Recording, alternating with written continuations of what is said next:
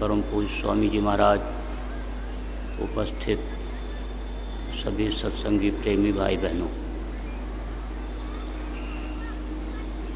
हम आप जहाँ पर रह रहे हैं यह मृत्यु लोक है। मृत्यु माने होता है बाहर। लोक उसको कहते हैं जहाँ जीवों का पसारा होता है। जीवों के पसारे से जिस लोक से एक दिन बाहर कर दिया जाना होता है वो मृत्यु लोक कहलाता है। यही कारण है कि यहाँ पर जितने भी लोग आए सबको बाहर जाना पड़ा। एक से एक राजा महाराजा, सेठ साहूकार, पंडित मुल्ला पुजारी, वीर बहादुर, त्यागी, दानी आए, लेकिन सबको इस शरीर को छोड़ करके जाना पड़ा। वेणु जैसे दानी, दधीच जैसे दानी, जिन्होंने अपनी हड्डी का दान देवासुर संग्राम में दे दिया था। राजा बल जैसा बलवान, जो रावण जैसे बलवान को भी 6 महीने अपने कांख में दबा करके रखा था, समय पूरा होते ही शरीर छोड़ करके चला जाना पड़ा। राम जैसे भगवान, कृष्ण जैसे भगवान, महावीर जैसे भगवान, नानक देव जी जैसे संत, गोस्वामी पलटू, दादू मीरा जैसे आए, लेकिन सब को छोड़ करके जाना पड़ा। तो यह मृत्यु लोक कहलाया। इस मृत्यु लोक का मालिक कौन है? काल भगवान। काल किसको कहते हैं? जो इस संसार को, दुनिया को, सृष्टि को पल भर में, पल किसको कहते हैं? समय के सबसे छोटे माप को पल कहते हैं। पल भर में इसको बना दे और पल भर में ख़त्म कर दे, वो काल कहलाते हैं।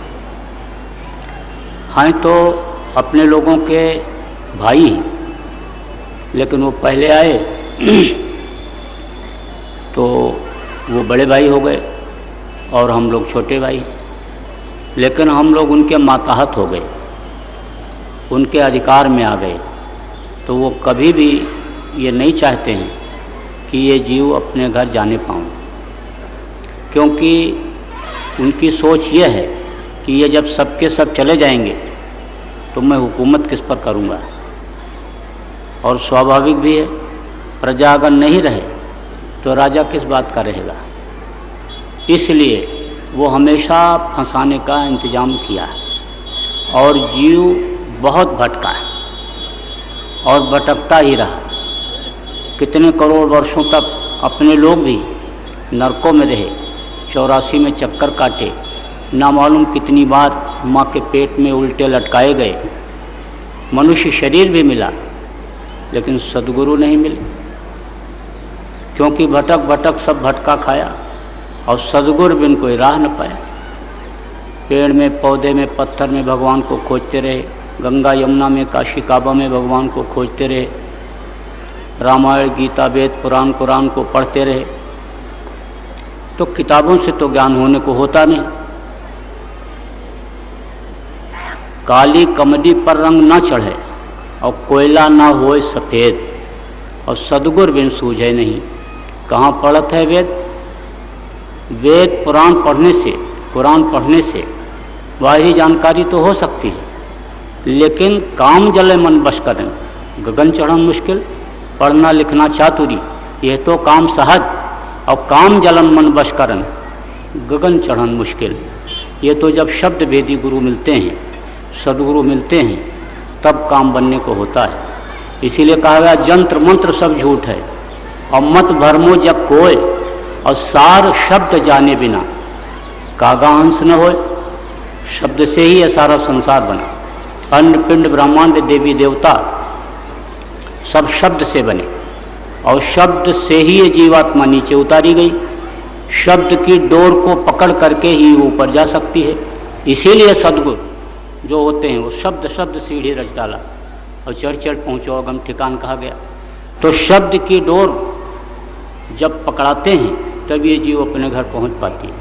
इसीलिए शब्द भेदी गुरु की व्याख्या की गई और कहा गया कि पहला गुरु पिता और माता जो हैं रक्त बीज के दाता, दूसर गुरु भाई व दाई, गर्भवास की मैल छुड़ाई, तीसर गुरु ने नाम उचारा, गांव देश के लोग पुकारा, चौथा गुरु ने शिक्षा दीन्हा, तब संसारी वस्तु चीन्हा, पाँचवां गुरु ने दीक्षा दीन्हा, राम कृष्ण का सुमिरन कीन्हा, छठवां गुरु ने सब भ्रम तोड़ा, ओंकार से नाता जोड़ा, और सतवां गुरु सत्य शब्द लखावा, और जहाँ का जीव तहाँ पहुँचावा, शब्द भेदी गुरु। तो आप सब लोग बड़े भाग्यशाली हैं कि इस घोर कलयुग में, इस माया की छाया में, इस काल के देश में, भूल भरम के देश में आप फंसे हुए थे और गुरु महाराज ने आपको खींचा, अंतर से प्रेरणा दिया, और आप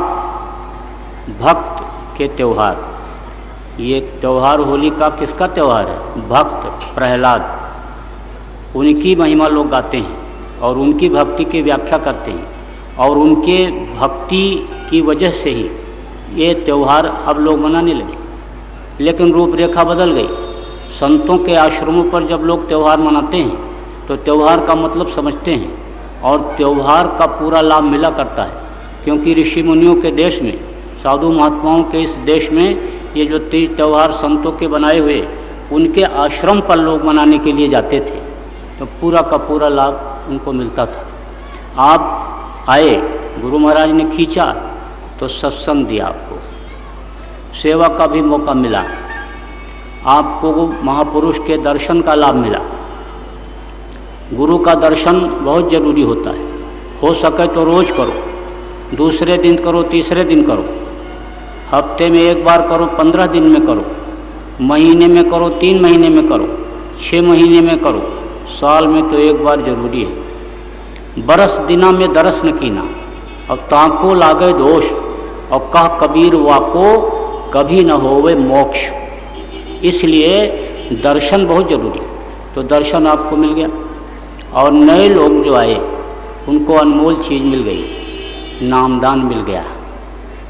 बगैर कोई लोटा धोती लंगोटी बिस्तर अनाज दक्षिणा में दिए हुए नाम का दान गुरु महाराज ने आपको दे दिया, अनमोल चीज़ दे दी, जो रुपया पैसा देने से मिलने वाली चीज़ नहीं है। इसी नाम को पाने के लिए पहले बड़ी मेहनत करनी पड़ती थी। प्रथम जन्म गुरु भक्ति कर, दूसर जन्म में नाम, तीसर जन्म में मुक्ति पद, चौथे में निधाम। पहले जन्म में गुरु भक्ति कराते थे, कपड़ा धो, चौका लगाओ, रोटी बनाओ, स्वागत सत्कार आए गए का करो, एक जन्म सेवा में ही बिता देते थे। दूसर जन्म में नाम, दूसरे जन्म में ये नाम मिलता था, और तीसर जन्म में मुक्ति पद, तीसरे जन्म में कहीं स्वर्ग और वैकुंठ तक के जीव पहुंचा करता था, और चौथे में निज धाम, चौथा जन्म जब लेते थे तब अपने घर पहुंचा करते थे। अब मान लो कहीं भूल हो गई, भटक हो गई, कोई गलती बन गई तो नर्क चले जाते थे, कहीं अकाल मृत्यु हो गई तो प्रेत योनि में चले गए, बड़ी कठिन योनि, करोड़ों वर्ष तक रहना पड़ता है प्रेत योनि में, और सुई के नोक से भी पतला रास्ता होता है उनके खाने का, यानी जिसको मुंह कहते हैं, तो कभी पेट ही नहीं भरता। बाकी इंद्रियां बड़ी तेज, बड़ी प्रबल, इसीलिए खुद परेशान रहते हैं और दूसरों को भी परेशान करते रहते हैं। तो कहीं प्रेत योनि में चले गए तो और फंस गए। तो ये, और अगर नहीं भी गए तो जन्मत मरत दुस्सह दुख हुई, जन्मते वक्त और मरते वक्त की अपार पीड़ा झेलनी पड़ती है। तो उससे भी गुरु महाराज बचा लिए और बचाना चाहते हैं। इसीलिए इन्होंने केवल एक निशाना बनाया कि एक ही जन्म में इनको नाम दे करके और नाम की कमाई करके और इनको अपने घर पहुंचा दिया जाए। एक निशाना बनाया कि हम आए वह देश से जहाँ तुम्हारो धाम, और तुमको घर पहुँचाऊँगा एक हमारो काम। इसीलिए तो उसने फ़कीर ने कहा कि जोक था, जोक, एक शायर हुआ, तो शायर ने लिखा कि इश्क का ज़ौक़े नज़ारा मुफ्त में बदनाम है और हुस्न खुद बेताब है जलवा दिखाने के लिए। तो ये तो जलवा दिखाने के लिए खुद बेताब है। इसीलिए 110 वर्ष से भी ज़्यादा उम्र हो गई, लेकिन इस उम्र में इतनी मेहनत कर रहे हैं। और एक निशाना कि ये जीव हमारे एक भी फंसने न पाए, इनको हमको घर पहुंचाना है। रास्ता भी बता रहे, रास्ते पर चला भी रहे, और भटकोगे तो उंगली पकड़कर मंजिल तक पहुंचा भी रहे। तभी तो कहा कि साधना में तुमको अगर बाधा आती है और अंतर के लोकों में तुमको फंसाव होता है, तो वहाँ भी मैं तुम्हारी मदद करूँगा, वहाँ भी मैं तुमको मिलूँगा। मौत के समय जब पीड़ा होती है, उस समय तो मदद करते ही हैं। कोई कलकत्ता में जय गुरुदेव चिल्ला रहा है, कोई बम्बई में जय गुरुदेव चिल्ला रहा है, कोई मद्रास में चिल्ला रहा है, कोई गांव खेड़े में चिल्ला रहा है मरते समय, लेकिन सबको मिलते हैं और यमराज के भयंकर दूतों को हटाते हैं, जिनको देखते ही खून पानी हो जाता है, हड्डी हड्डी चटकने लगती है, हजारों बिच्छू के डंक मारने इतना दर्द बदन में पैदा हो जाता है। तभी तो सहजों ने कहा कि सहजो मौत के समय पीड़ा उठे अपार, और बिच्छू 60,000 जो डंक मारें यकसार। तो इस तरह से जो तकलीफ़ होती है उस समय पर, वो जब आँख की रोशनी ख़त्म होती है, कान से सुनाई नहीं पड़ता, जब आँख उतली होती है, तकलीफ़ होती है, तो उस समय ये पहुँचते ही तकलीफ़ को ख़त्म करते हैं और जीव को पहुँचा दिया करते हैं। तो बाहर से भी मदद और अंदर से भी मदद करती है। तो दया किया इन्होंने आपके ऊपर और नामदान दिया, आज भी नामदान दिया नए लोगों को। तो हमने अब सोचा कि लाओ इनको थोड़ा सुमिरन ध्यान भजन की विधि समझा दें। क्यों? इसलिए कि नरसों नामदान हुआ था, तो एक आदमी मिलने के लिए आए, नए आदमी थे, सत्संगी पुराने परिचय कराए कि इन्होंने नामदान ले लिया। तो हमने पूछा कि आपने नाम याद किया? तो एक आध नाम बताया उन्होंने। हमने कहा देखो 3 दिन आपका निकल गया, आप याद करके अगर किए होते। तो उन्होंने यह कहा कि इस तरह की बात किया कि हमको किसी ने बताया नहीं।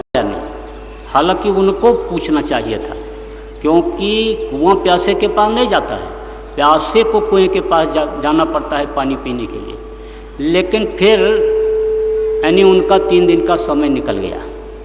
तो हम ये चाहते हैं कि आज जिन लोगों को नामदान मिला है, तो आप लोगों में से बहुत से लोग तो अभी पर्चा भी नहीं लिए होंगे, नाम रूप स्थान आवाज़ का पर्चा भी नहीं लिए होंगे। तो पर्चा आपको मिले न मिले, पुराने आदमी को आज ज़रूर पकड़िएगा, क्योंकि मंच से हम लोगों को वो नाम दोहराने का आदेश नहीं है। पुराने लोग जो सत्संगी जिनके साथ आप आए हो, उन्हीं से लिखवा लो, उनसे पूछ करके आप स्वयं लिख लो। 5 नाम, 5 रूप, 5 स्थान और 5 की आवाज़ जो गुरु महाराज ने बताया है, उसको आप लोग लिख करके याद कर लो। सुमिरन के लिए मैं विधि आपको बताता हूँ। देखो, पालथी मार करके बैठ जाना है, ऐसे बहुत टाइट भी नहीं बैठना है कि जिससे बदन में दर्द हो जाए।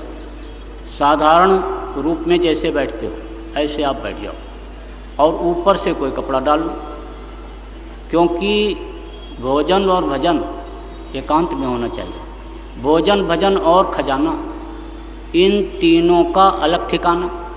अभी रुपया पैसा मालूम हो जाए कि इनके पास है 10-20 लाख, तो चोर चाकू मार के ले जाएगा, गोली मार के ले जाएगा, छीन के ले जाएगा। दोस्त को पता चल जाएगा, मांगेगा, ज़रूर मांगेगा कि भाई साहब दे दो, हम दे देंगे आपको। लेकिन दे दिया तो कोई ज़रूरी नहीं कि वापस आ जाए, और नहीं दिया तो वही दुश्मन हो जाता है कि देखो इनके पास है, दिया नहीं हमको।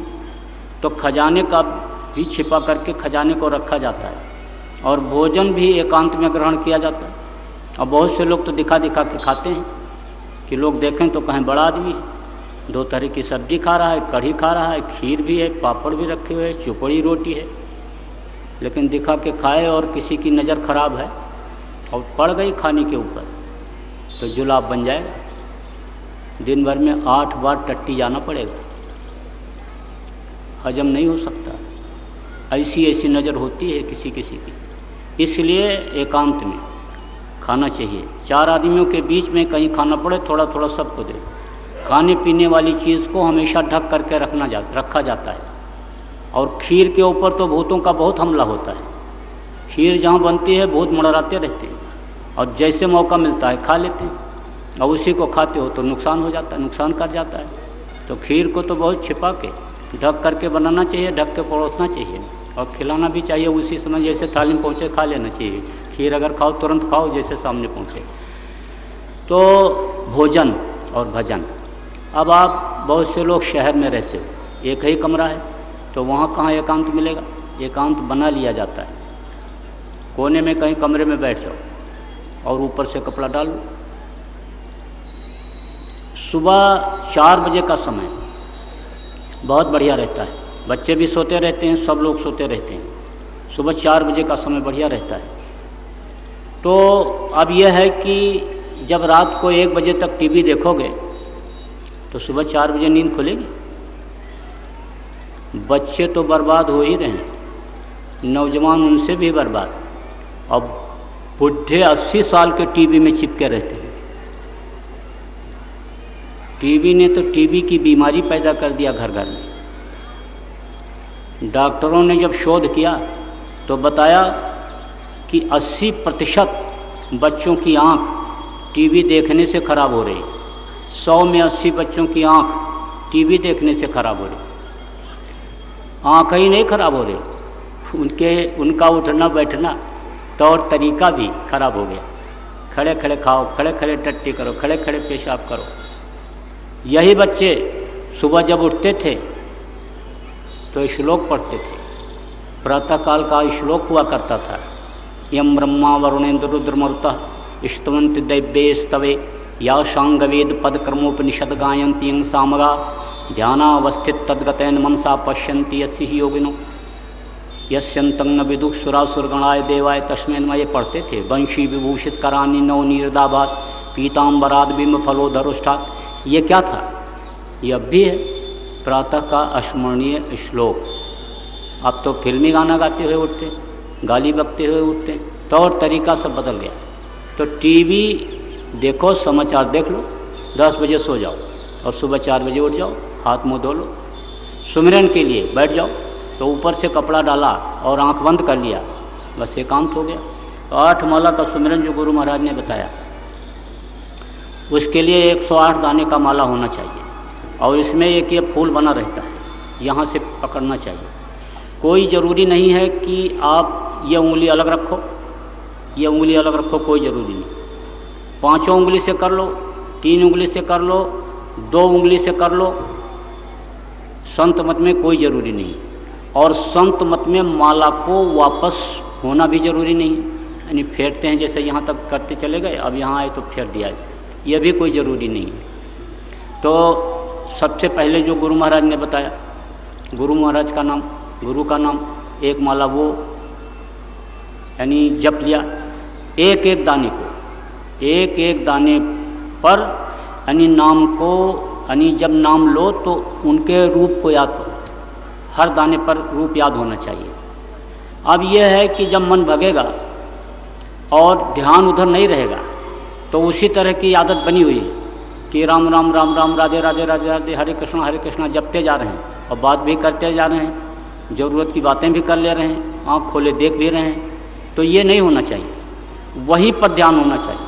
सुमिरन की सुध यूँ करे जो गागर पनिहार और हाले डोले सूरत में, कहें कबीर विचार।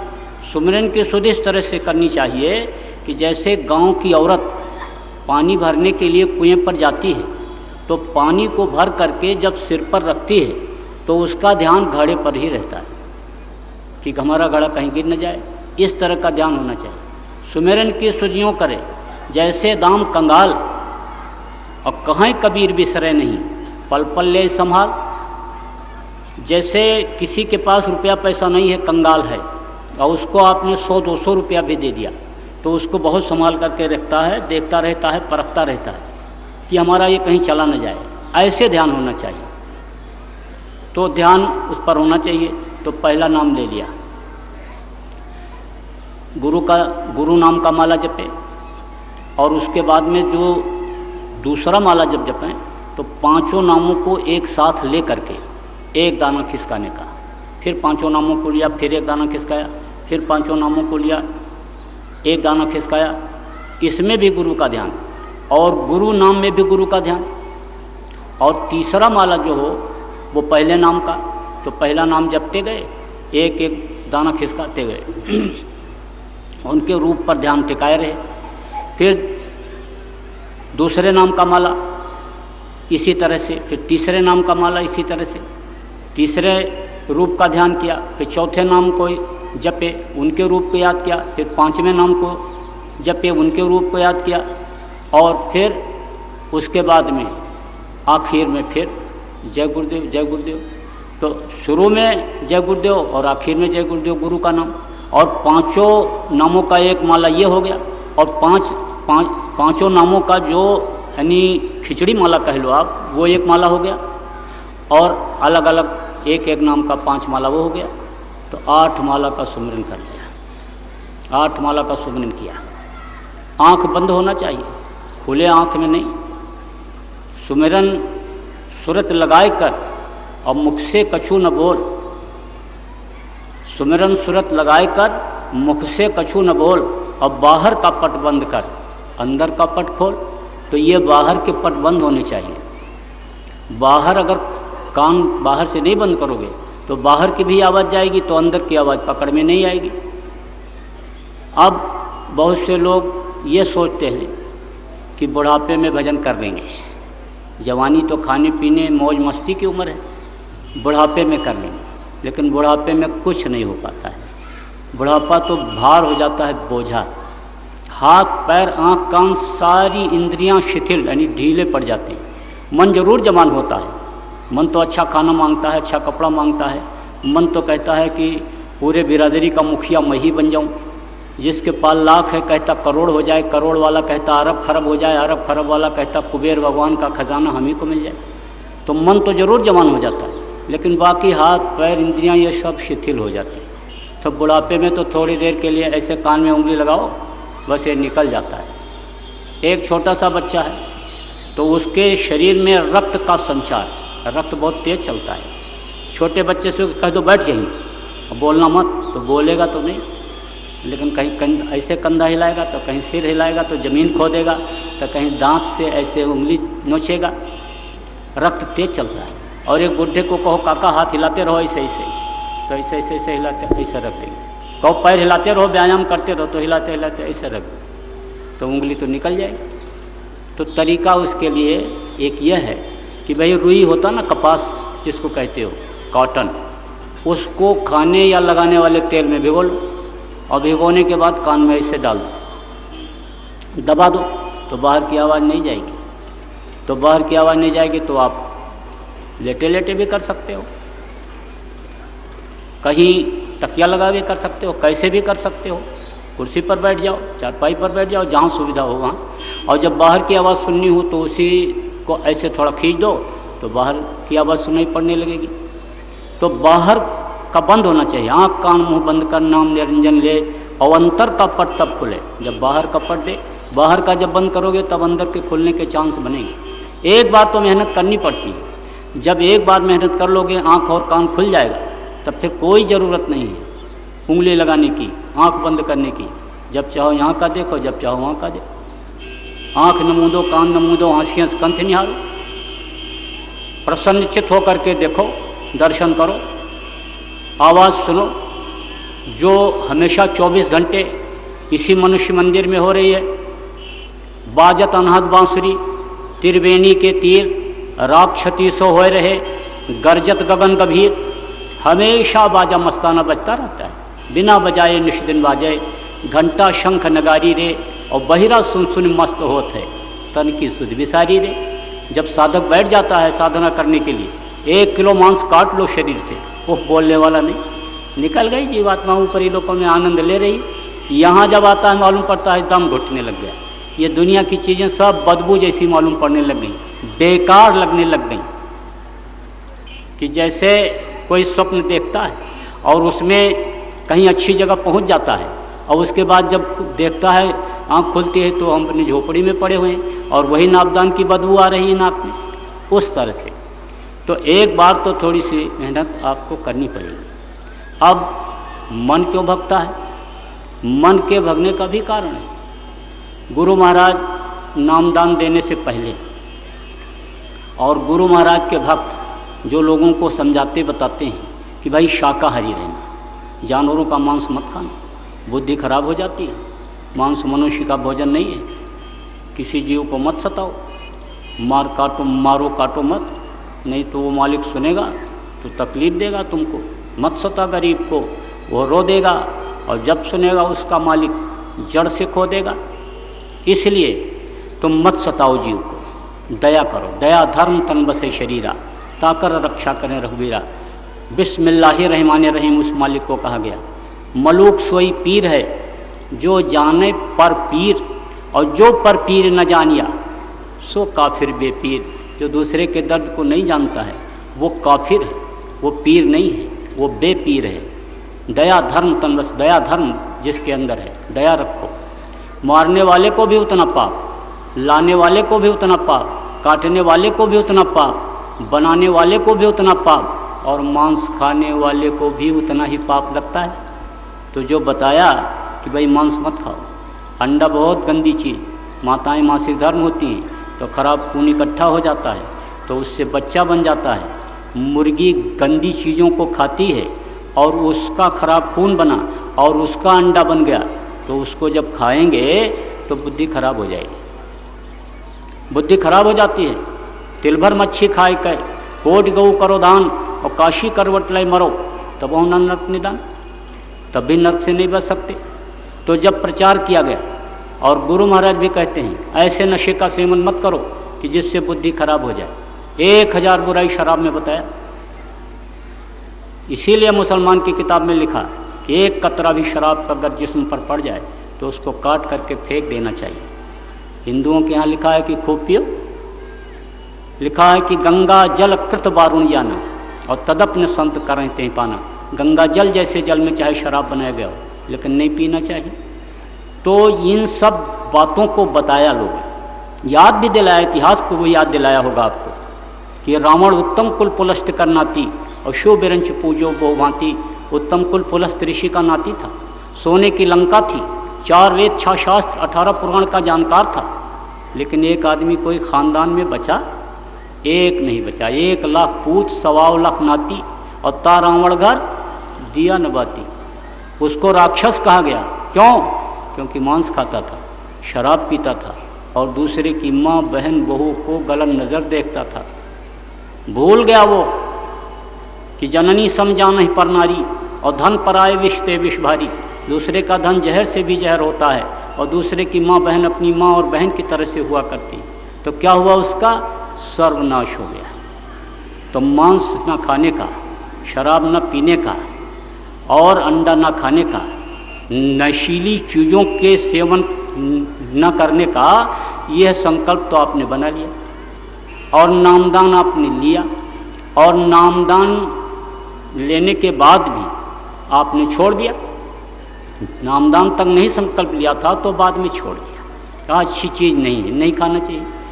लेकिन मांसाहारियों के यहाँ खाना नहीं छोड़ा, मांसाहारियों का साथ नहीं छोड़ा, तो उसका असर आ जाता है, उसका असर आ जाता है। मांसाहारी मानवा प्रत्यक्ष राक्षस अंग, और इनकर संगत जो करे बड़े भजन में भंग, भजन में बाधा आ जाती है। आँख से आँख मिलते ही कर्मों का आदान प्रदान होने लगता है।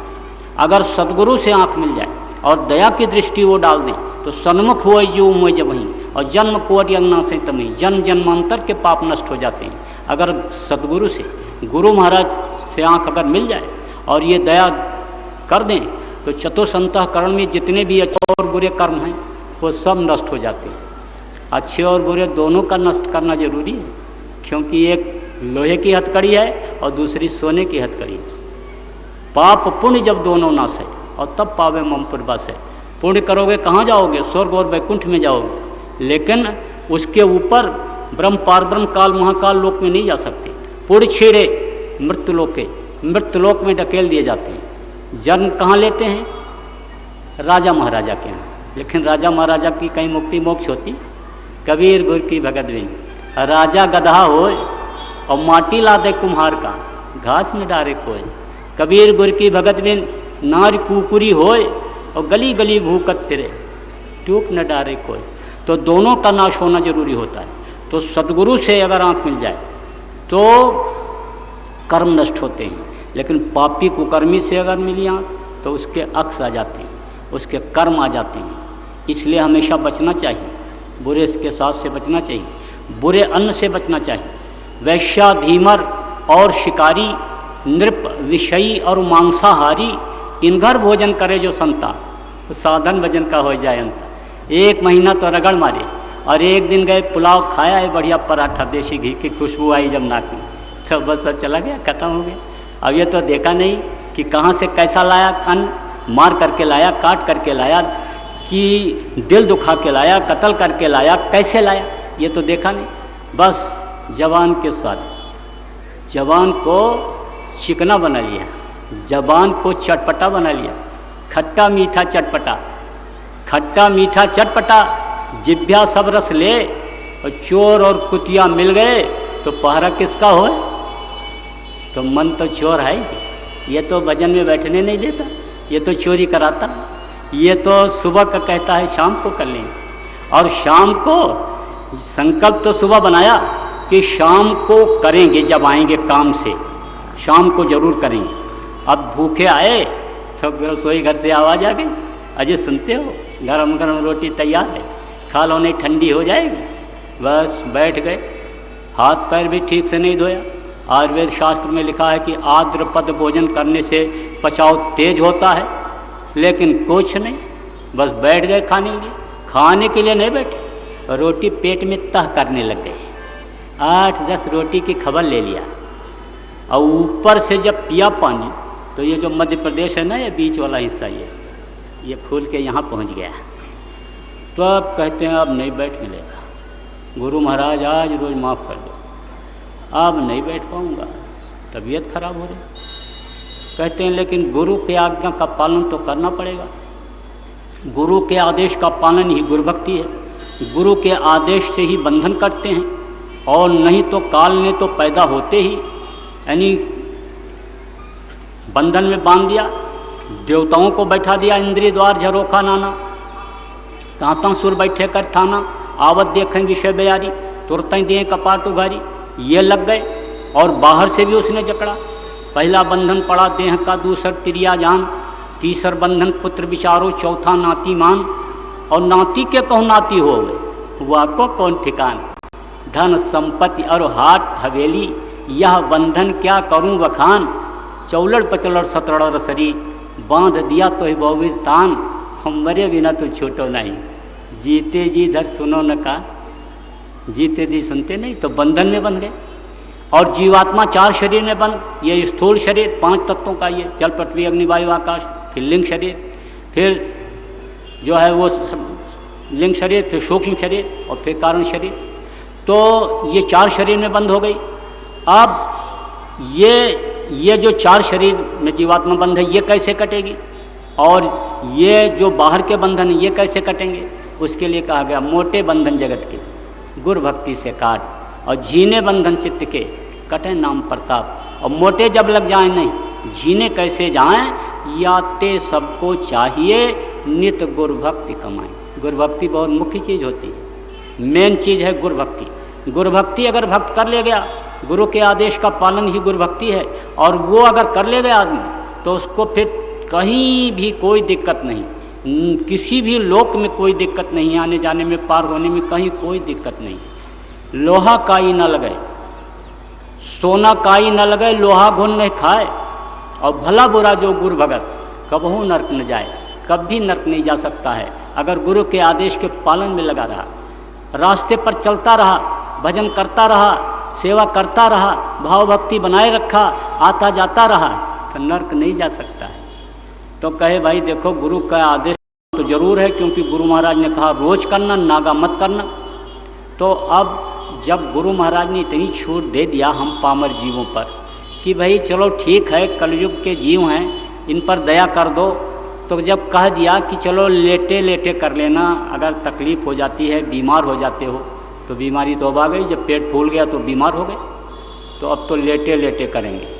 बस जहाँ लेटे और आँख बंद किया तो नाक बोलने लगी घर घर घर घर।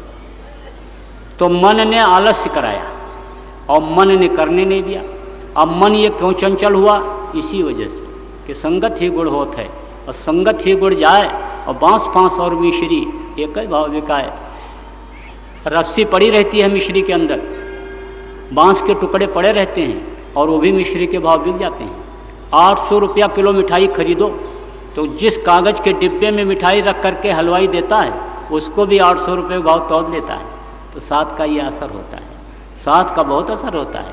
इसीलिए कहा गया साध संगमय देवनी परम गुरु दातार। गुरु महाराज ने कहा कि शाम को सब लोग एक जगह इकट्ठा हो जाया करो, गांव के जितने भी लोग हो और इकट्ठा हो करके, गांव के जितने भी लोग हो सब लोग एक जगह इकट्ठा हो करके ध्यान भजन किया करो। उसमें साधकों से संपर्क होता है और साधक के बगल बैठ करके जब साधना किया जाता है तो उसका भी लाभ हो जाता है। जैसे कोई लड़का तेज है पढ़ने में और गिनती गिनता है और जो कमज़ोर है गिनता नहीं सुनता ही रहता है, उसको भी याद हो जाता है। कोई तेज लड़के के बगल बैठ जाता है कमज़ोर लड़का परीक्षा देने, तो देख देख के लिख देता है, वो भी पास हो जाता है। तो असर तो होता ही है, लाभ तो मिलता ही है। इसीलिए साप्ताहिक सत्संग में जाना चाहिए और रोज़ का सत्संग कायम करना चाहिए। गांव के जितने भी लोग हो सब एक जगह इकट्ठा हो जाओ और एक गुरु महाराज का फ़ोटो लगा दो। फ़ोटो बहुत ज़रूरी है क्योंकि फ़ोटो से गुरु महाराज का दर्शन और वो जो है आँखों में आ जाता है, अंतर में। खूब पहचाने रहो इनको। अब तो समुद्र का रूप हो गया, दर्शन कर पाना बड़ा मुश्किल नज़दीक से, लेकिन कोशिश जब करोगे तो हो जाता है। खाली टाइम में भी जो नज़दीक के लोग आ जाया करो दर्शन, और नहीं तो फ़ोटो तो सबके पास है। तो फ़ोटो से भी आपको दर्शन से भाव आ जाएगा आपके अंदर। तो फ़ोटो इसीलिए लगाया जाता है खूब पहचान में आओ। कभी कभी देखो भूत आदमी बन जाता है, भूत और आदमी बन कर के ऐसे खड़ा हो जाता है, लेकिन भूत की पहचान होती है। भूत का जो ये पंजा होता है ये पीछे की तरफ होता है, एड़ी आगे की तरफ होती है। तो अब जब उसके पैरों को देखोगे तो समझ जाओगे कि ये भूत नहीं है। अब आदमी के पैर को आपने देखा ही नहीं, ऊपर ही देखते रहे और पैर को नहीं देखे तो कैसे पता चलेगा कि ये भूत है कि आदमी है। जब ये मालूम होगा कि आगे पंजा आदमी का होता है और इसका पीछे है तो ये आदमी नहीं है। इसी तरह से ये जो काल है ये सब जगह भरमाने का इंतजाम कर रखा है और गुरु का भी रूप धारण करके कभी कभी ऊपरी लोकों में आ जाता है जब चढ़ाई होती है और गलत निर्देश दे देता है। अच्छे अच्छे साधक गिर जाते हैं, लेकिन जब पहचान हो जाती है कि नहीं ये नहीं है, ये रंग रूप इनका बस केवल बनाया हुआ है, ओरिजिनलिटी नहीं है, तब विश्वास नहीं होता है। तो फ़ोटो एक लगाया जाता है, फ़ोटो लगा लिया करिए और 1-2 प्रार्थनाएं सभी लोगों को, आपको जितने भी सत्संगी हो याद होना चाहिए। प्रार्थना तो विरह की करनी चाहिए, प्रार्थना ऐसी बोलनी चाहिए कि जिससे विरह अंतर में पैदा हो जाए, उस मालिक से मिलने की तड़प पैदा हो जाए। और जब आवाज़ ऐसी तड़प की जाएगी उस मालिक के पास तो उसका नाम है दीन बंधु दीनानाथ, गरीब पर, तब वो दया करेगा। लेकिन बनावटी आवाज़ रहती है तो मदद नहीं करता है। तड़प वाली प्रार्थना होनी चाहिए, विरह वाली। तो एक प्रार्थना बोले और आधा घंटा ध्यान किया, आधा घंटा भजन किया और उसके बाद में उठ करके चले गए। आप ऐसा भी कर सकते हो कि अपने अपने यहाँ सत्संग कराओ, जितने भी गांव के सत्संगी हो, तो एक दिन इनके यहाँ, दूसरे दिन उनके यहाँ, तीसरे दिन उनके यहाँ। आसपास के लोगों को भी बुला लो, नए लोगों को, मिलने जुलने वाले लोगों को, रिश्तेदारों को। बोलना समझाना जानते हो तो समझा दो, कोई भी कुछ बता दे समझा दे, लेकिन इस चीज़ का ध्यान रखना जितना गुरु महाराज बोलते हैं उसका आना 2 आना कम बोलना। 16 आना के बजाय 14 आना, यह नहीं कि 18 आना 20 आना बोलने लग गए तो उसमें फंस जाओगे। उस समय पर तो आपकी बातें बढ़िया लगेंगी लोगों को और बोल जाओगे झटके में, लेकिन बाद में फिर वही लोग पकड़ेंगे आपको, कहेंगे तुम तो ऐसा बोल रहे थे, ये कहाँ हुआ, ऐसे कैसे हो गया, तुम तो कह रहे थे सब साफ हो जाएगा और बस अभी टाइम आ रहा है, 1 महीने में हो जाएगा, 10 दिन में। तो कभी टाइम मत देना, सफाई तो होगी, इसमें तो 2 राय नहीं है। लाशों पे लाशों का होगा नज़ारा और सुनते तो जाओ संदेश हमारा। उठाने वाले मिलेंगे न यार, ज़माना बदलेगा, वो समय तो आएगा, लेकिन जब समय दे दोगे तो फंस जाओ। तो बोलो कम, जितना गुरु महाराज बोलते हैं उसका कम बोलो, और नहीं बोल पाते हो तो ये अपना अमर संदेश है, पत्रिकाएं ये अपनी संगत की, जिसमें गुरु महाराज के सत्संग का अंश निकलता है, उसको आप पढ़ करके सुना दो, लोगों को उसी से प्रभावित हो जाएंगे। 3 घंटा बाद लोगों को उसी से प्रभावित हो जाएंगे। 3 घंटा भाषण हम दें तो हर बात हर आदमी के समझ में नहीं आती, लेकिन गुरु महाराज की जब दया होती है और धार उतरती है तो कोई न कोई बात हर आदमी के समझ में आ जाती है। बहुत से लोग कहते हैं वक्ता दीजिए वक्ता दीजिए वक्ता दीजिए। अरे वक्ता कोई पेट में से पैदा होते हैं कि कोई यूनिवर्सिटी में वक्ताओं की ट्रेनिंग दी जाती है, विश्वविद्यालय और स्कूल में दी जाती है। अभी बोलने लग जाओ गुरु का ध्यान करके और गुरु की बातों को जो सत्संग में सुने हो, जो पत्रिकाओं में पढ़ते हो, वही आप बोलने लग जाओ, आप भी वक्ता हो जाओगे। तो इस तरह से यानी पढ़ करके ही सुना दो तो कुछ न कुछ वो आदमी प्रभावित हो जाएगा। तो ये समझाने का, बताने का, ये सब काम आपको करना है। देखो गुरु महाराज ने कितनी मेहनत किया, बहुत। एक तो साधना में उन्होंने बहुत मेहनत किया, 40-40 घंटे बैठ करके एक आसन से साधना करते थे। और भूख लगती थी तो पास के गांव में जाते और 2 रोटी ले आते थे मांग करके, और एक को खाया, एक को कपड़े में बांध कर लटका दिया। जब भूख लगी तो फिर उसी तो पानी में भिगो करके खाई। तन को जारा, मन को मारा, इंद्रिय सुख भोग विसारा, तब आज इनकी आवाज़ पर करोड़ों आदमी कुर्बान होने के लिए, मरने मिटने के लिए तैयार हुए। और दूसरे शरीर से मेहनत बहुत किया, पैदल 8-8, 10-10 किलोमीटर, 12 किलोमीटर चल करके जाते थे, सत्संग करते थे। साइकिलों से इतनी मेहनत करते थे। और हम लोगों ने सोचा कि हम लोगों के पास साइकिल हो जाती तो हम खूब प्रचार करते। अब साइकिल हो गई तो बोले मोटरसाइकिल हो जाती तो अब खूब प्रचार करते। अब मोटरसाइकिल हो गए तो बोले कार हो जाता तब प्रचार करते। अब जब कार हो गया तब कहते हैं अब ऐसी गाड़ी से गर्मी में कैसे उतरें, बैठे बैठे चलो बता देंगे, कहीं अगर जाते भी हैं तो कहते बैठे बैठे समझा देंगे, गाड़ी के अंदर हवा लग जाएगी, गर्म लू लग जाएगा। अरे मिट्टी का शरीर है और मिट्टी में मिल जाएगा, इसकी कोई कीमत नहीं है। इस बात को कभी आपने सोचा नहीं कि ये जो मौसम के बदलाव से या खाने पीने की बदपरहेजी से रोग होते हैं वो दवा से ठीक हो जाते हैं, लेकिन जो कर्म रोग होते हैं वो सेवा से ही जाते हैं, भजन से ही जाते हैं, गुरु महाराज की दया से ही जाते हैं। और कर्मों को इकट्ठा करने में आप कोताही नहीं करते, काटने में तो कोताही कर देते हो, लेकिन इकट्ठा करने में नहीं। ये माताएं क्या, ये माताएं झाड़ू लगाती हैं घर में, और झाड़ू ना लगाएं तो कूड़ा इकट्ठा हो जाएगा। आप दिन में जब समाज में रहते हो लोगों के साथ तो झूठ, बेईमानी, चोरी चकारी, तरह तरह की ये आदतें बन गई तो वो कर्म इकट्ठा हो जाते। और ध्यान भजन का झाड़ू लगाते नहीं, सुबह शाम सुमिरन का झाड़ू लगाते नहीं, प्रचार करके अपने कर्मों को काटते नहीं हो तो तकलीफ देने लग जाती है। तो दोषारोपण किस पर करते हो? गुरु महाराज पर। तो ये आदत अच्छी नहीं है। आप लोग लोगों को बताओ, समझाओ। जो गुरु महाराज का यह मिशन है कि जितने भी जीव हैं वो सब अकाल मृत्यु से बच जाएं और अपने घर पहुंच जाएं, इसमें आप मदद करो। देखो प्रेमी भाई बहन, जैसे बाप और बेटे का रिश्ता होता है उसी तरह से गुरु और शिष्य का रिश्ता होता है। तो गुरु बाप अगर कोई काम करता है तो बेटे मदद करते हैं, गुरु कोई काम करे तो शिष्यों को मदद करनी चाहिए। तो जो गुरु महाराज काम कर रहे हैं वो तो आप नहीं कर सकते हो। जीवात्मा की धुलाई सफाई आप नहीं कर सकते हो, उनको घर नहीं पहुंचा सकते हो। धोबिया वो मर जाएगा, चादर लीजिए धोए, चादर लीजिए धोए भाई वो बहुत पुरानी, और चलो सतगुरु के घाट वहीं जहाँ निर्मल पानी। तो जो निर्मल पानी उनके अंदर बह रहा है उससे जो वो अंतर के हुजरे को साफ करते हैं वो आप नहीं कर सकते हो। दिल का हुजरा साफ कर, जाना के आने के लिए और ख्याल गैरों का हटा उसको बिठाने के लिए वो ख्याल आप अलग नहीं कर सकते हो। बड़े बड़े पंडित जोर लगाया, नहीं भूत मन वश में आया, लाख करो तदबीर प्यारे गुरु बिना, है सूना मनुष्य शरीर प्यारे गुरु बिना। तो वो जो ये गुरु महाराज काम कर रहे हैं मन को रोकने का, वो काम तो आप नहीं कर सकते हो। अपना मन नहीं रोक सकते हो, दूसरे का रोक कैसे रोकोगे? वो काम तो आप नहीं कर सकते हो। लेकिन गोवर्धन किसने उठाया था? कृष्ण भगवान ने। और लकड़ी किसने लगाई थी? गोपी और ग्वालों ने। तो गोपी और ग्वाले की तरह से लकड़ी तो आप लगा सकते हो। गुरु महाराज जो काम कर रहे, ऑल इंडिया मेडिकल इंस्टीट्यूट से लौट करके आदमी आ गया, यशलोक अस्पताल से आ गया, अपोलो से आ गया, जगह जगह खूब इलाज कराया, नहीं ठीक हुआ तो चरणों पर गिर पड़ा, बोले दया कर दीजिए, कृपा कर दीजिए, जान बचा लीजिए। दृष्टि पड़ते ही मालूम पड़ा कि जैसे पहाड़ लगा हो रुई का और उसमें एक चिंगारी लग जाए और जल करके खत्म हो जाए, ऐसे ही कर्म जले। शीतलता आ गई, फिरना मुश्किल हो गया। तो डांटेंगे नहीं तो पैर तोड़ डालेंगे, तब तो हटाएंगे ही, तो हटा दिया। लेकिन उसने सोचा, दया नहीं किया। अरे दया कैसे नहीं करेंगे जब दया सिंधु हैं, दीनबंधु दीनानाथ इनका इसीलिए तो नाम पड़ा। दया तो किया ही उन्होंने। तन धन धाम बाम सुत जाई और तजिए न ताई शरण जो आई। जो शरण में आ जाता है उसको तजा नहीं जाता है। और ये कैसे तज देंगे?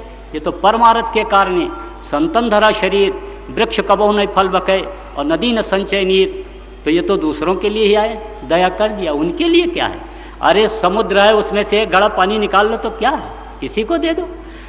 दया कर दिया। अब जब मासिक बंद हुआ और टेस्ट कराने के लिए गई तो कहा डॉक्टर ने कि तेरे पेट में तो बच्चा आ गया, कहाँ इलाज कराया? बोले इलाज तो कहीं नहीं कराया। अरे फिर कैसे हुआ? गुरु महाराज की दया से हो गया। डॉक्टर ने भी कहा नतमस्तक है ऐसे गुरु को, और ईश्वर की कृपा से ये संभव था। तू भाग्यशाली है, तेरे पेट में बच्चा है, तो ये काम तो आप नहीं कर सकते। 16 वर्ष हो गए शादी को, बच्चे नहीं हुए, और दया हुई 1 2 3 4 5 6 तक हो गए। जैसे कहीं पानी बंद हो और खोल दिया जाए तो बह जाए, एकदम बाढ़ आ जाए। बैठे होंगे इसी में, सुन रहे होंगे वो भी, और नहीं आप चाहोगे तो पर्चे करा दूंगा 1 2 केस। तो ये काम तो आप नहीं कर सकते हो, लेकिन गुरु महाराज के आदेश का पालन तो कर सकते हो। तो ये मिट्टी का शरीर है, मिट्टी में मिल जाएगा। गुरु महाराज के इस मिशन को आप आगे बढ़ाओ। दिमाग से भी मन से भी आप सोचते रहो कि कैसे किस तरह से हमको काम करना है। और धन की सेवा में कोताही मत किया करो। देखो धन कमाया नहीं जाता है, लक्ष्मी कमाई नहीं जाती हैं, लक्ष्मी आकर के बैठ जाती हैं। और जब वो ये देखती हैं कि हमको अच्छे काम में लगा रहा है तब तो वो रुक जाती हैं, और नहीं तो खिसक जाती हैं। माया तो है राम की मोदी सब संसार, और जाको चिट्ठी उतरी सोई खर्चनहार। जिसको हुक्म होता है वही खर्च करता है, और जहाँ चिट्ठी कटी तहाँ छू नहीं सकता। अभी जापान में करोड़पति अरबपति थे, लेकिन अब चिट्ठी कट गई तो अब कुछ उनके काम आने वाला नहीं है। कहाँ बैंक है, कहाँ रुपया पैसा है, कहाँ उनके हीरे हैं, किसी को कोई खबर नहीं। 2 मिनट में चिट्ठी कट गई। ऐसी चिट्ठी कटती है। आप तो कहते हो मेरे पास नहीं रहेगा तो मेरे बच्चे भूखों मर जाएंगे।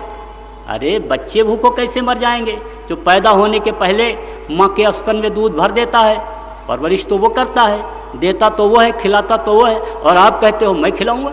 मैं अगर इकट्ठा करके नहीं रखूंगा तो बच्चों की शादी ब्याह कैसे होगी, बच्चे पढ़े लिखेंगे कैसे, और बच्चे कैसे तरक्की करेंगे? आप तो ये सोचते हो। अब ये नहीं मालूम रोटी क्यों जली, घोड़ा क्यों अड़ा और पान क्यों सड़ा? तीनों का एक जवाब है, फेरा नहीं गया। अगर घोड़े के ऊपर हाथ नहीं फेरोगे तो घोड़ा चलते चलते रुक जाता है। इसीलिए घोड़ा पालने वाले सुबह रगड़ घिस करते हैं घोड़े का, सुबह उठ करके ही पूरे बदन में हाथ फेरते हैं। रोटी नहीं पलटोगे जल जाएगी, पान नहीं पलटोगे तो सड़ जाएगा। इसी तरह से लक्ष्मी का आदान प्रदान नहीं करोगे तो ये नरक का दरवाज़ा दिखा देती है। माया तो है रूखड़ी 2 फल की दातार, और खावत खर्चत मुक्ति दे, और संचित नरक द्वार। इकट्ठा करने से नरक का दरवाज़ा दिखा देती है। कैसे ये भी बता दूँ।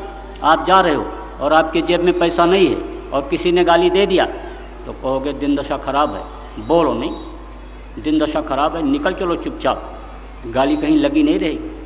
और 10-50 हज़ार रुपया जेब में पड़ा है तो कहोगे, अगर किसी ने ऐसे तरेर करके देख दिया आँख तो कहोगे आँख निकाल लो। अब वो बात नहीं है, निपट लेंगे, लड़ लेंगे मुकदमा सुप्रीम कोर्ट तक, कोई बात नहीं है। बस गुस्सा आ गया, मार दिया, हाथ पैर टूट गया, उसने मारा तुम्हारा टूट गया, और ज़्यादा गुस्सा आया मार दिया और मर गया तो बगैर रिजर्वेशन के नरक का दरवाज़ा खुल जाता है। टिकट नहीं लेना पड़ता वहाँ के लिए, डायरेक्ट नरक जाना पड़ता है। आदमी मारने का बहुत बड़ा पाप होता है, मानव हत्या बड़ा कोई पाप ही नहीं होता। गाय बैल को इसीलिए लोग नहीं मारते हैं कि अब इसके बाद मनुष्य योनि मिल जाएगी, और मनुष्य योनि मिल गई और जिसमें वो मालिक निवास कर रहा है, जिसमें वो मालिक बैठा हुआ है 24 घंटा। अल्लाह अल्लाह का मज़ा, मुर्शिद के अल्लाह अल्लाह का मज़ा, अल्लाह अल्लाह का मज़ा, यानी मुर्शिद यानी ये मालिक इसी में। दोनों आलम की हकीकत एक पैमाने में है। ना खुदा मंदिर में देखा, ना खुदा मस्जिद में है। और शेख दीरिंदों से पूछो दिल के आशाने, तो दिल के आशाने में जो सब लोगों ने बताया, ज्यों तिल माही तेल है, ज्यों चकमक में आग, और तेरा साईं तुझ में जान सके सो जान। जब इसी में है वो, और इसको मंदिर को काट दिया तो नरक का दरवाज़ा खुला कि नहीं खुला, जाना तो पड़ेगा ही। तो अब आप इस बात को समझो कि इसीलिए खर्च किया जाता है। इधर से जब जाता है तब उधर से आता है, जब इधर से जाना बंद कर देते हो तो उधर से वो देना भी बंद कर देते हो। सुदामा कृष्ण के भक्त थे, सुदामा कृष्ण के भक्त थे, सुदामा कृष्ण के दोस्त थे, मित्र थे, भक्त नहीं थे, दोस्त थे, मित्र थे। लेकिन वो बहुत गरीब थे और ये राजा थे। लेकिन जब तक सुदामा ने कृष्ण को नहीं दिया तब तक उनके मित्र होने के बावजूद भी उन्होंने कुछ नहीं दिया था। जब सुदामा मिलने के लिए गए, उन्होंने अपनी राजगद्दी पर बिठाया और उनके पैर धोने के लिए जब परात लाए, उनके पैर को पकड़ा और बेवाइयों को देखा, पैर में कांटों के निशान को देखा तो रो पड़े।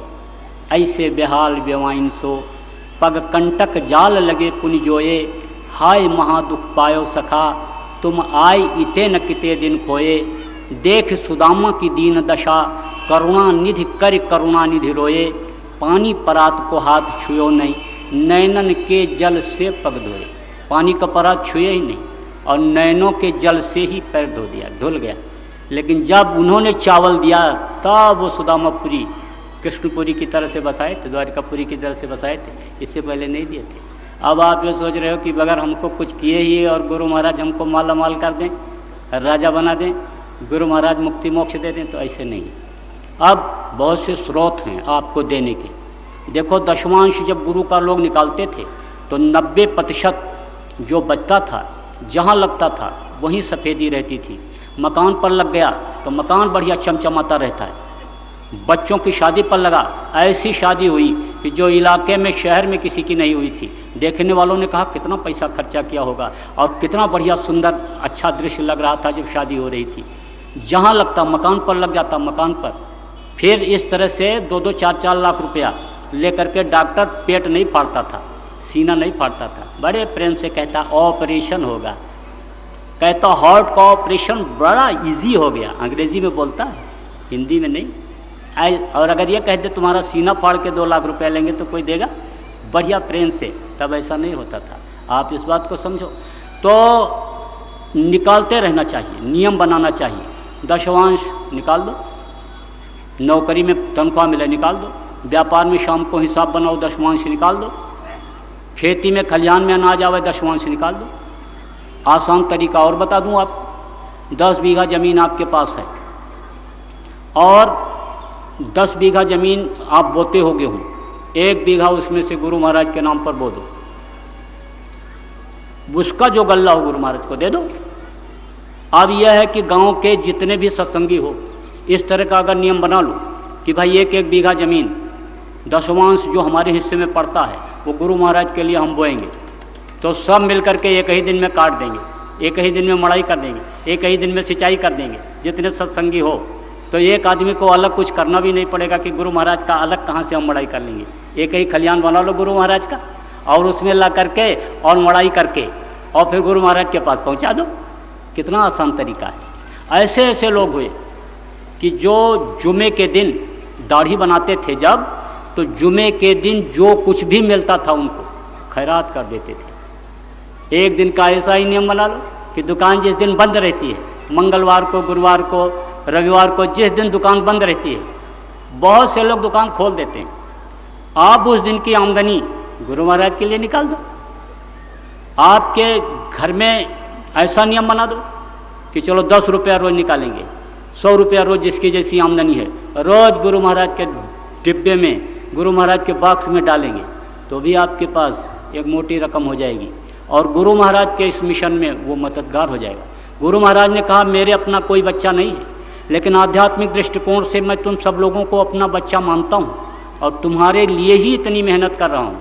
तो जब हमारे लिए ही कर रहे हैं तो गुरु महाराज जो कर रहे हैं वो तो हमारे लिए ही करेंगे। गुरु महाराज ने भी कहा तुम्हारे काम आ जाएगा, तो हमारे ही काम आएगा, हमारे बच्चों के, आपके बच्चों के काम आएगा। तो आप क्यों कोताही करते हो उसमें? जब यह मालूम है, आप सत्संग सुनते हो कि इन बाहरी आँखों से जितनी भी चीज़ें हैं वो सब ओझल हो जाएंगी, क्योंकि ये माया का है। गोल गोचर जो जह मन लग जाई और सो सब जा माया जानो भाई, तो जब माया का देश है, भूल भरम का देश है, भूल भुलैया है, स्वप्नवत है जगत, उमा कहूँ मैं अनुभव अपना, और सत हरि भजन जगत सब सपना। यह सपना की तरह से है कि आज जैसे सपना देख रहे हो, सुबह उठो तो फिर वो सपना खत्म, उसी तरह से है। जब इसका जब ज्ञान है आपको, तो फिर क्यों माया के पीछे दौड़ रहे हो, भगता के पीछे फिरे। और सन्मुख भागे सोए, माया छाया एक सी बिरला जाने को। अगर भागो माया के पीछे तो वो भक्ति जाएगी पकड़ने पाओ, और छोड़ो त्याग करो अगर उसको, तो पीछे पीछे चलेगी, जैसे परछाई पीछे चलती। माया छाया एक सी बिरला जाने कोय, और भक्ता के पीछे फिरे और सन्मुख भागे सोए। तो आप इस चीज़ को समझो। यहाँ आने का मतलब ये है कि हर चीज़ को समझना चाहिए, और लोगों को यहाँ से जाने के बाद समझाना चाहिए, और स्वयं लाभ लेना चाहिए, और दूसरे को लाभ दिलाना चाहिए। आश्रम अपना है, अपना ही समझो। आश्रम की यहाँ व्यवस्था को अपना ही समझो। तो जैसे बहुत से लोगों की खेती होती है, बहुत से लोग जगह जगह पर अपना दुकान खोल रखते हैं, व्यापार कायम कर रखते हैं, तो समय समय पर जाते हैं उसको संभालने के लिए। परिवार के लोगों को भेजते हैं कि जाओ वहाँ दुकान संभाल आओ, वहाँ खेती देख आओ, वहीं रुक जाना। ऐसे ही आश्रम को आपको समझना चाहिए। यहाँ ये फसल लगी हुई है, आप अपनी खेती काटो, लेकिन यहाँ भी काटने के लिए आप चले आओ। यहाँ पर जो काम सेवा का होता रहता है, ऐसा नियम बनाओ कि हमको साल में 1 महीना 2 महीना सेवा करना है। खंडों में कर लो, 10 दिन के लिए चले आओ, 15 दिन के लिए चले आओ, महीना भर के लिए चले आओ। हर जिले से ये नियम होना चाहिए। यह आप सब लोगों को, सत्संगियों को चाहिए कि आप जिले के जिम्मेदार लोगों से कहो कि भाई आप टोली कब भेज रहे हो, हमारा भी नाम लिख लो, और आप उनसे बराबर पूछते रहो, और टोली में शरीक होकर के आप यहाँ पर आ जाया करो। तो आपके तन की सेवा, आपके मन की सेवा, आपके धन की सेवा ये मानी जाएगी। इतिहास बदलेगा, लेकिन ये देखा गया कि जिन्होंने थोड़ा त्याग किया, आज उन्हीं का इतिहास। भगत सिंह, चंद्रशेखर, अशफाकुल्ला खां, राजेंद्र लाहिड़ी की स्टेचू जगह जगह बनी हुई है। हनुमान की पूजा हो रही, लिखा है प्रात ले जो नाम हमारा, और तादिन ताहि न मिले हारा। सुबह उठ करके बंदर का नाम ले लो, खाना नहीं मिलेगा, लेकिन पत्थर के ऊपर भी तेल और सिंदूर लगा करके रास्ते में रख दो, तो वहाँ भी फूल पत्ती प्रसाद चढ़ने लगता है। राम ते अधिक राम का दासा। तो उनको, उनका नाम क्यों हुआ? सेवा के द्वारा हुआ। राम तो समुद्र में पुल बांध करके उतरे, लांग गए, हनुमान छलांग लगा के चले गए। पूछ में जब आग लगाया जाने को हुआ तो तनिक नहीं घबराए। राम काज कीन्हे बिना मोह कहाँ विश्राम, तभी तो उनकी आज पूजा हो रही। तो भक्त वो भी थे, भक्त प्रहलाद, जिनकी यादगारी में ये त्यौहार मनाया जाता है होली। उस त्यौहार पर आप यहाँ आए हो तो कुछ भक्त बनोगे तो कुछ काम बनेगा, और भक्ति आ जाएगी तो भक्ति से ही लोक भी बन जाएगा और परलोक भी बन जाएगा। ये तो ऐसे गुरु महाराज हैं कि दुनिया भी बनाते हैं और दीन को भी मिला, दीन से भी मिला देते हैं। यही कारण है कि जिनके पैर में जूतियाँ भी नहीं थी, अब वो मोटर कार पर चल रहे हैं। लोग देख के परेशान हैं कि कहाँ से इसके पास आ गया इतना। मुख्य चीज़ तो है बरकत। बरकत उनको मिल गई। छपा छपाया नोट गुरु महाराज ने नहीं दिया, लेकिन जो उनको मेहनत मजदूरी करके मिली उसमें बरकत मिल गई कि जिससे वो समाज में भी तरक्की कर गए और सम्मान की जगह पर बैठाए जाते हैं। आओ आओ गुरुदेव जी, आओ आओ बाबा जी, बाबा जी, गुरु जी कहाँ हैं? अब ऐसा लोग पूछते हैं, बाबा कह करके सम्मान देते हैं। तो सम्मान के लिए ही तो आदमी सब कुछ करता है। तो सब कुछ 4 पदार्थ कर्तव्यता के, अर्थ धर्म काम मोक्ष, सब आप लोगों के साथ है। और ये ज़मीन जायदाद और ये धन दौलत दुनिया, ये आपकी नहीं है, ये सार्वभौमिक शक्ति है कि इसको खाली करना पड़ेगा।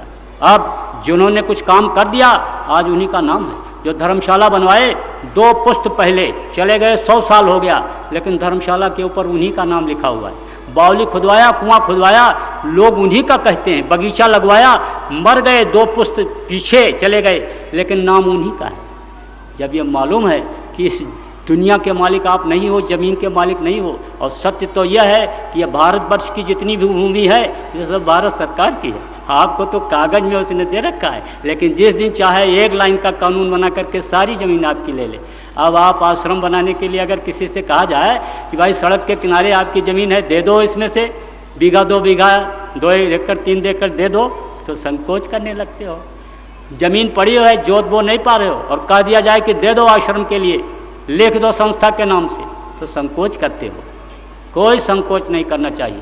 जिनके पास ज़मीनें हैं आप दे दो, लिख दो संस्था के नाम से, आपका जो बचेगा देने के बाद उसी में पूरा पड़ जाएगा। ऐसे ऐसे नज़ीर हैं कि जिन्होंने दिया और देने के बाद उनको राष्ट्रपति पुरस्कार मिल गया।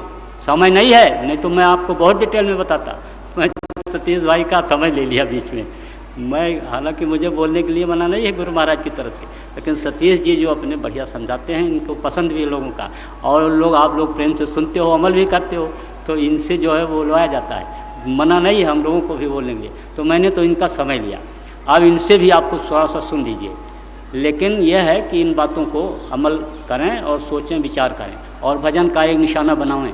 भजन अगर बन गया तो इसी से सब काम बन जाएगा। बोलो जय गुरुदेव। मेरे कहने सुनने में कोई गलती हुई होगी तो माफ़ करना। सतीश भाई का सुन लीजिए थोड़ी देर।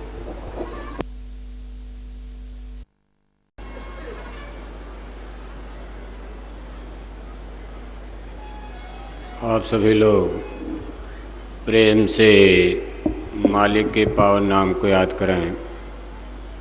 जय गुरुदेव, जय गुरुदेव, जय गुरुदेव। नाम किसका? प्रभु का पावन नाम, मालिक का प्यारा नाम। जय गुरुदेव।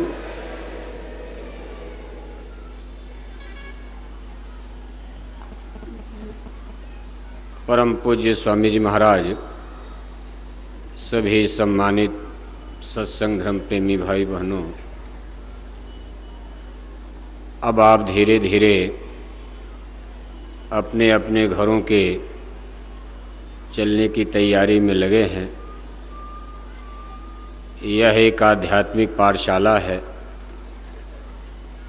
यहाँ अध्यात्मवाद के गूढ़ से गूढ़ रहस्यों को जानने के लिए आप आए हुए हैं।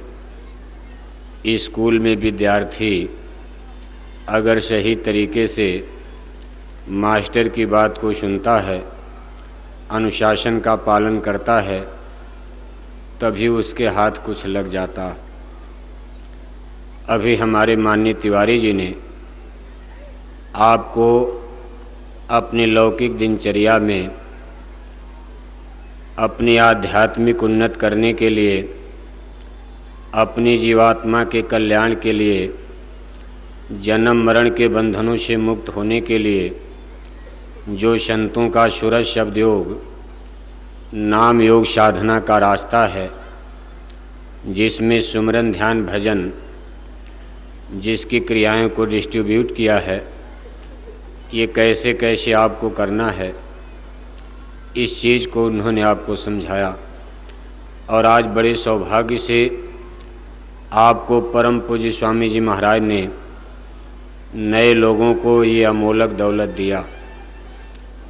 आप अभी तो इस चीज़ को नहीं समझ पाओगे, लेकिन थोड़े ही दिनों के बाद आपको इस चीज़ का एहसास होने लगेगा कि जाने अनजाने हमारी झोली में हीरा पड़ गया। अभी तो अनजान में आप इसको कांच का टुकड़ा समझ सकते,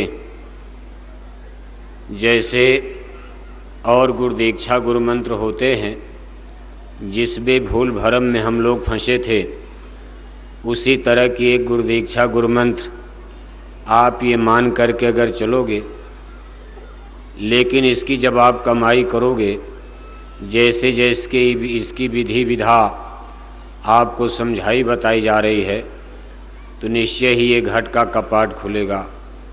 दोनों आँखों के बीच में हमारी जो जीवात्मा से चेटेड है, जिसके ऊपर जन्म जन्म के संचित कर्मों का भारी बोझा लदा है, इस नामदान के समय ही संत सद्गुरु उसमें आग लगा देते हैं।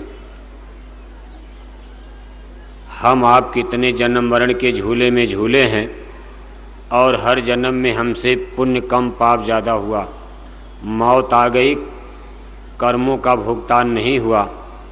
जैसे आपके खाने पीने से बचता है तो आप उसको बैंक में रख देते हैं, बैलेंस करते जाते हैं, और धीरे धीरे एक लंबी रकम बन जाती। ऐसे ही मौत आई और हमारे कर्मों का भुगतान नहीं हुआ तो ख़त्म नहीं होता है, वो अगले जन्म में अपने खाते में बैलेंस होता जाता। इस तरह से कितने युग और कल्प बीत गए। इस काल माया नगर में जन्मते मरते तो हर जन्म जन्मांतों के कर्म का ये संचय समुच्चय, इसको संचित कर्म कहा जाता। इसी में से थोड़ा सा निकाल कर ये मनुष्य शरीर जब मिलता, प्रारब्ध कर्म जब जन्म होता है तो उसी में से निकाल करके इसको प्रारब्ध कर्म, और यहाँ जन्म लेने के बाद प्रेजेंट टाइम में यानी इस वर्तमान जीवन में जो कुछ आप कर्म कर रहे हो इसको क्रियामान कर्म कहते हैं। यानी कर्मों का डिस्ट्रीब्यूशन उनके कानून के मुताबिक ये संचित प्रारब्ध और क्रियामान। सबसे बड़ा संचित कर्म ये बहुत विशालकाय हिमालय के पहाड़ की तरह से ये जीवात्मा पलट गया। हमारी जीवात्मा इसमें दबी। लेकिन ये जो संतों का नामदान होता, संतों का नामदान का मतलब 5 नाम का सुमिरन करे, कह कबीर तब भव से तरे। जहाँ 5 नामों के सुमिरन की व्याख्या की जाए इसको संतों का नामदान कहते हैं। ये अमर लोक का वीज़ा पासपोर्ट होता। आज ये चीज़ आपको मिली और आपको अभी पता नहीं है, आपके संचित कर्मों की गठरी में आग लग गई। लेकिन प्रारब्ध को नहीं छेड़ा जाता। जो संचित कर्मों को भस्म करने की क्षमता जहाँ हो वहाँ प्रारब्ध कर्म तो बहुत थोड़ा है, लेकिन इसी पर आपकी ये जिंदगी है।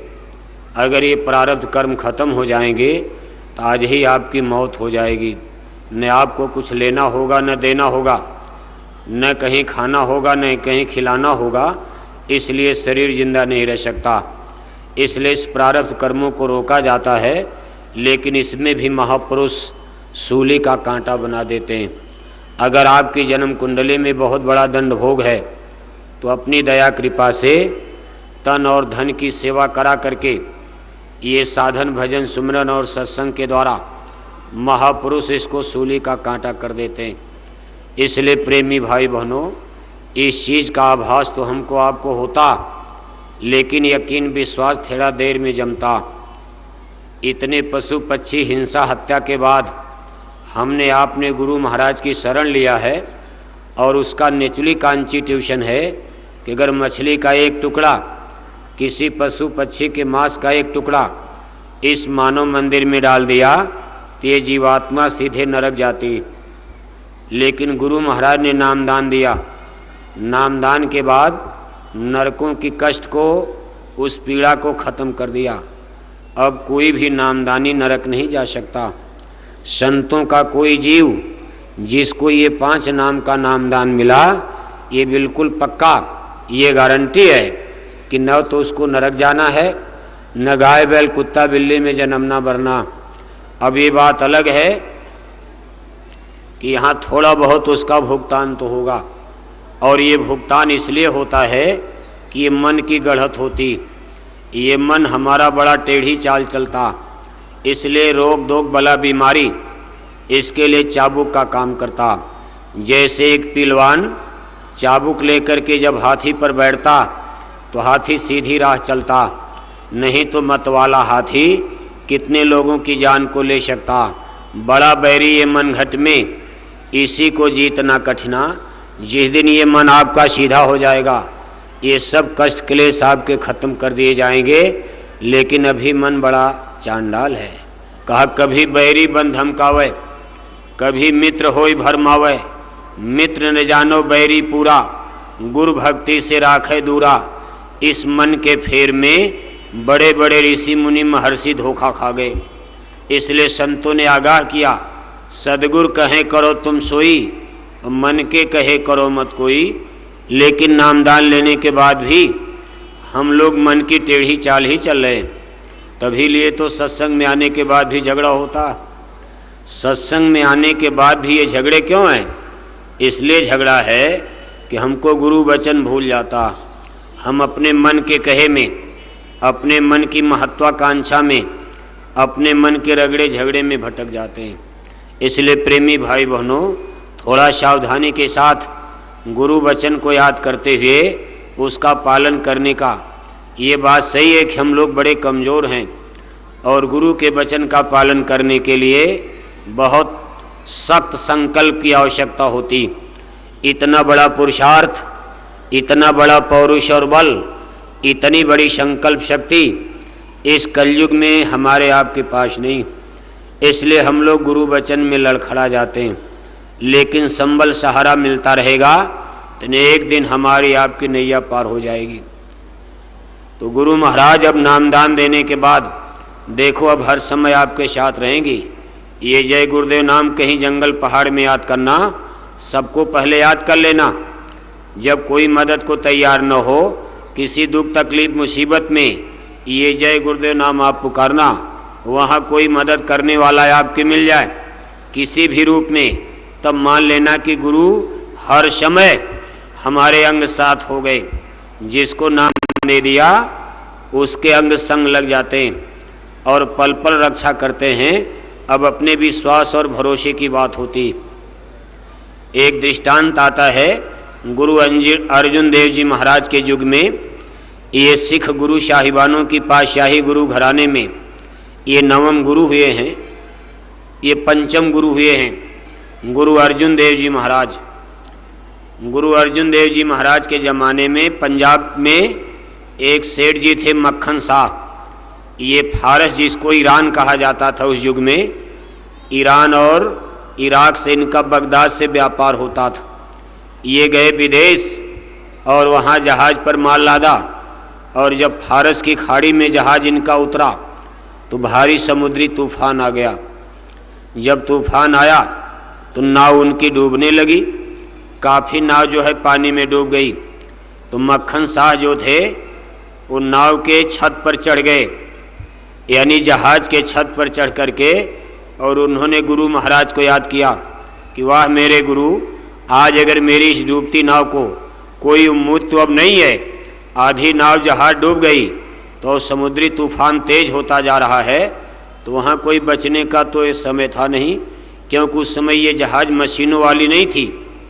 आज तो मशीनों का युग है, फिर भी देखो जापान की सुनामी ने बड़े बड़े जहाज़ और रेलगाड़ी को बहा दिया। उस परमेश्वर से, नेचर प्रकृति से कोई जीत नहीं सकता। वैसे आज मनुष्य को शायद ये घमंड है ज्ञान विज्ञान पढ़ने वालों को कि हम प्रकृति पर विजय प्राप्त कर लेंगे, क्योंकि हमारा जहाज चंद्रमा तक पहुंच चुका। लेकिन सुनामी जापान में आई, लोग सूट बूट टाई कोट बैठे अपने दफ्तर में बैठे हैं, फराफर अंग्रेजी बोल रहे हैं, और सामने से 25-30 फुट ऊंची लहर पानी की, समुद्र का तूफान आ रहा, सामने मौत खड़ी है, लेकिन कोई बच नहीं पाया। न अमेरिका बचा पाया, न रूस बचा पाया। जिसके राडार लगे हैं, अगर उनके एक पक्षी परिंदा भी देश की सीमा में जाता है तो अमेरिका रूस के राडार उसकी सूचना देते हैं। लेकिन इतनी बड़ी मौत का तांडव आया, लेकिन सारे राडार लोगों के फेल हो गए। इसी तरह से तो घटना घटने वाली। कहने का मतलब यह है, और उस जमाने में तो और बुरा हाल था, लेकिन उन्होंने अपने गुरु महाराज को याद किया और एक मनौती माना। जैसे हम लोग मनौती मान देते हैं कि हे गुरु महाराज, अगर आज मेरा नाव बच गया, क्योंकि उस पर इतना सामान लदा था, उस जमाने में करोड़ों की संपत्ति, अगर ये मेरी नाव जहाज बच गई तो मैं आपको आते ही 500 असरफी दान दूंगा। जहाज बच गया, और जब वो आए और पूछते पूछते जब वहाँ पहुँचे, आमदनी तो बहुत किया, जहाज उभर गया, तूफान खत्म हो गया, जहाज किनारे लग गया। लेकिन जब आए तो उनकी नीयत कुछ बदल गई। कहा गुरु महाराज जान रहे हैं कि मैंने 500 दान देने के लिए वादा किया, और बस 5 असरफी ले जाकर और गुरु अर्जुन देव जी के सामने रख दिया। गुरु अर्जुन देव जी महाराज ने हाथ पकड़ लिया, कहा मक्खन शाह, मुझसे गद्दारी करते हो, गुरु से कपट करते हो। तुमने तो मुझको 500 असरफी देने का वादा किया था, और जब मतलब निकल गया तो 5 असरफी चढ़ा रहे हो। मेरी सारी असरफी दो, और ये देखो मेरी पीठ जरा देखो, मैंने कितनी बड़ी कुर्बानी बलिदान किया। और जब अपनी पीठ दिखाई तो उस पर लोहे के कील यानी तमाम धंसे थे, घाव हो गया। मक्खन साहब ने कहा गुरुदेव ये कैसे हो गया? अरे कहा जब मैंने समुद्र में अपनी पीठ लगाकर जहाज को उठाया तो उसके सारे कील कांटे मेरी पीठ में धंस गए, ये देखो सब घाव हो गया है और मैं आज हफ्तों से इस पीड़ा में करा रहा हूँ और तुम हमको 5 असरफी देकर बहकाना चाहते हो। कहने का मतलब ये है कि संत महापुरुषों की गति कितनी महान होती है, लेकिन हम लोग इस चीज़ को समझ नहीं पाते। इसलिए प्रेमी भाई बहनों, अपने मुर्शिद के नाम पर, ये देखो अपने गुरु महाराज हैं, एक बार अपने हाथ से सेवा लिख रहे थे, अब तो नहीं लिखते हैं, तब ये रजिस्टर जारी करवा दिया।